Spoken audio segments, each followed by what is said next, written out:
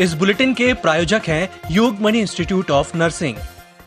नमस्कार, जबलपुर लाइव में आपका स्वागत है। मैं हूं आपके साथ अंकिता और आइए अब खबरें देखते हैं विस्तार से।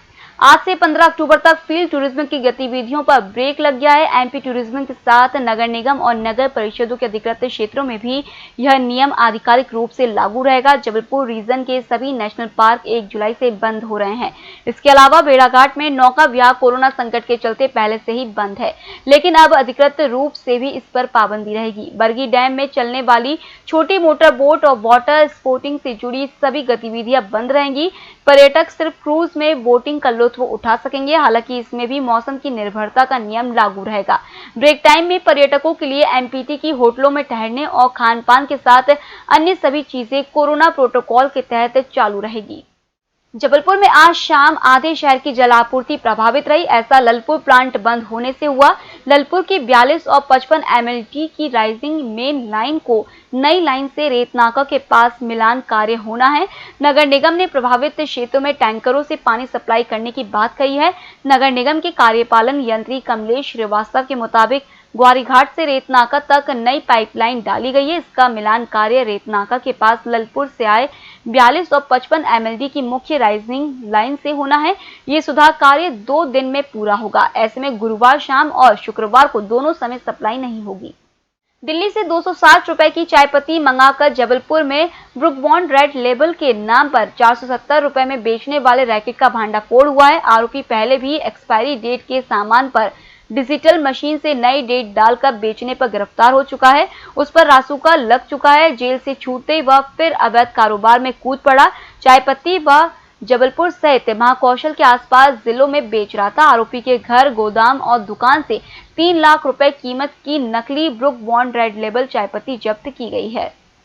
कोतवाली थाने से टीआई कोतवाली और स्टाफ के द्वारा सब इंस्पेक्टर सेक्शन के द्वारा जब वहां पे रेड किया गया तो वहां पे लगभग 1.5 लाख रुपए की 20 पेटी नकली हूबहू book bond level red level चाय की 20 पेटियां जब्त हुई हैं, जिसमें आधा किलो और 500 ग्राम 250 ग्राम ऐसे बॉक्सेस हैं। और जो उनके वो एजेंट थे मिस्टर मल्होत्रा, उन्होंने उसको चेक किया और बताया कि पूरा माल नकली है।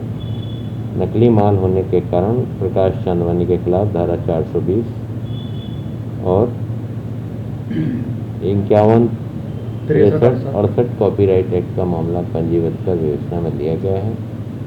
आरोपी प्रकाश चांदवानी को गिरफ्तार किया जा चुका है। विवेचना जारी है। अभी और पता लगाएंगे कि कहाँ इन्होंने और सप्लाई की है। कहते हैं माँ से बढ़कर इस दुनिया में कोई नहीं है, माँ ही सब कुछ है। इसलिए तो माँ को भगवान का दर्जा दिया गया है। लेकिन जबलपुर के आधाताल में यह कहावत झूठी साबित हुई। आधाताल तालाब के पास 7 दिन की लाडली रोती बिलखती हुई मिली।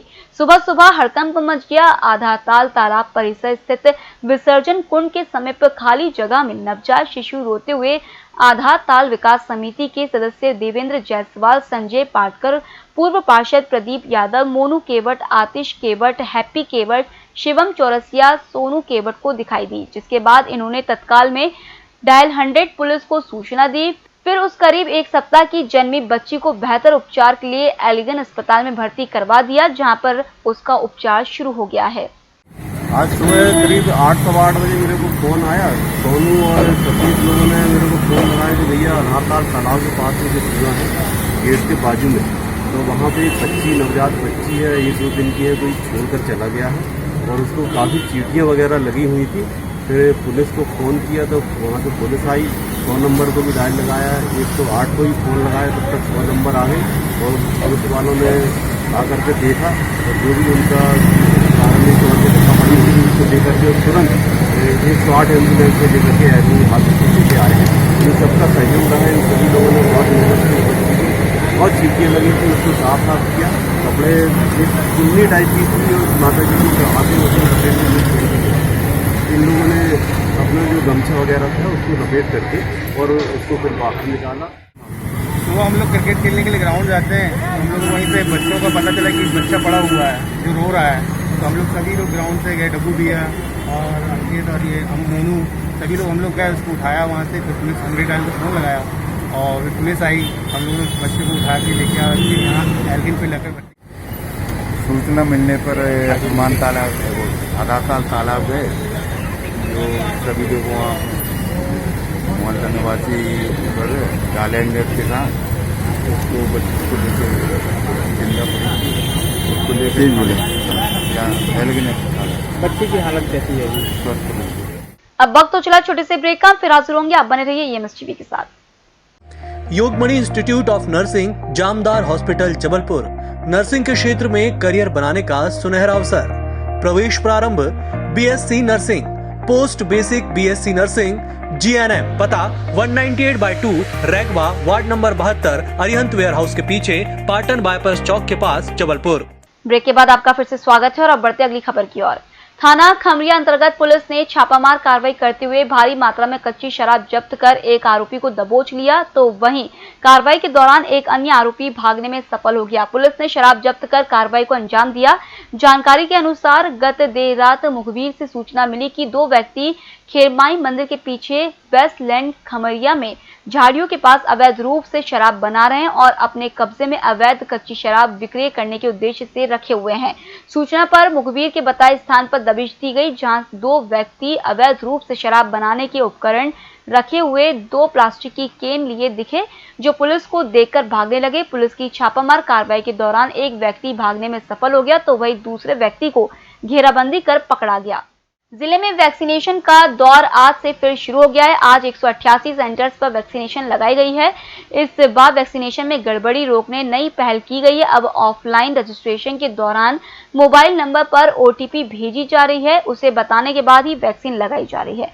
जिले में एक सेंटर पर कोवैक्सीन का 2nd डोज लगाया गया, शेष सभी सेंटर्स पर कोविशील्ड के दोनों डोज लगाए गए।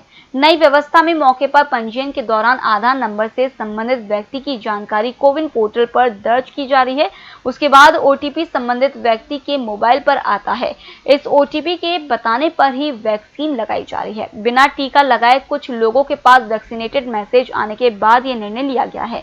आशंका है कि कुछ स्थानों पर लक्ष्य दिखाने के लिए पंजीयन में फर्जीवाड़ा हुआ है।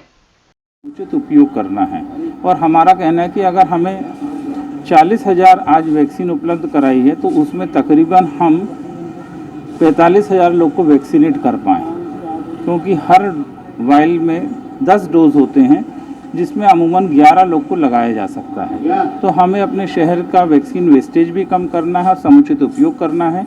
जितनी भी वैक्सीन उपलब्ध होगी हम उसी दिन उसका उपयोग करना चाहेंगे, यही टारगेट। प्रधानमंत्री आवास योजना की तीसरी किश्त जारी करने के एवज में 2000 की रिश्वत मांगना रोजगार सहायक सचिव और उसके साथी को उस वक्त महंगा पड़ गया जब लोकायुक्त ने रंगे हाथ उसे रिश्वत लेते हुए गिरफ्तार कर लिया। लोकायुक्त पुलिस को जबलपुर से लगे ढीमा खेड़ा की ग्राम पंचायत पचपेड़ी पकरिया गांव निवासी कालीचरण लोधी ने शिकायत की थी कि रोजगार सहायक सचिव कमलेश कुमार मेहरा और भागचंद्र चक्रवर्ती PM आवास योजना की तीसरी किश्त जारी करने की आड़ में 2000 रुपए मांग रहे हैं। लोकायुक्त ने फरियादी की शिकायत पर पूरी योजनाबद्ध तरीके से फरियादी को रोजगार सहायक सचिव और उसके साथी के पास 2000 रुपए लेकर भेजा। जैसे ही फरियादी ने रोजगार सहायक सचिव को 2000 रुपए दिए, उसी वक्त पीछे से लोकायुक्त टीम के उप पुलिस अधीक्षक JP वर्मा, निरीक्षक स्वप्निल दास, निरीक्षक भूपेंद्र कुमार दीवान, आरक्षक अमित मंडल, विजय सिंह बिष्ट, अंकित धारिया, दिनेश दुबे, राकेश विश्वकर्मा ने दबिश देते हुए रोजगार सहायक सचिव और उसके साथी को रिश्वत के पैसों के साथ दबोच लिया।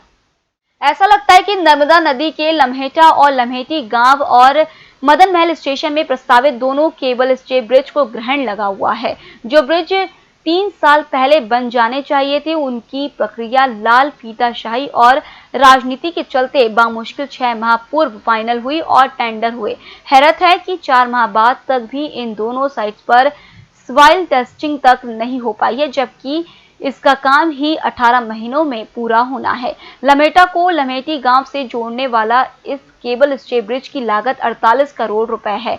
यह 492 मीटर लंबा होगा और नर्मदा के इस छोर को दूसरे छोर से जोड़ेगा, जिससे दर्जनों ग्रामवासियों को कई किलोमीटर का चक्कर बचेगा।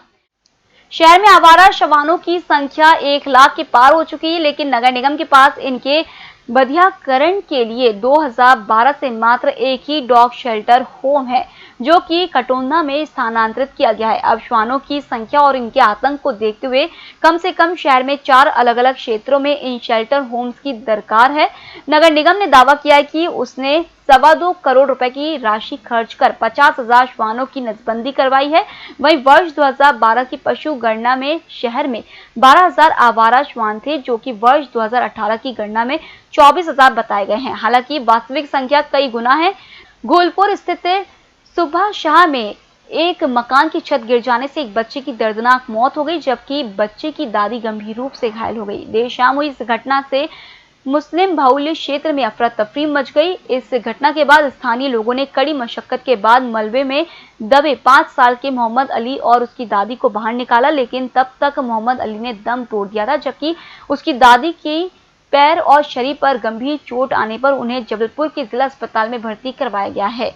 वहीं मौके पर पहुंची पुलिस ने मर्ग कायम कर बच्चे के शव को पीएम के लिए मेडिकल भिजवाते हुए जांच शुरू कर दी है। फिलहाल इस बुलेटिन में इतना ही। आप बने रहिए ईएमएस टीवी के साथ। नमस्कार।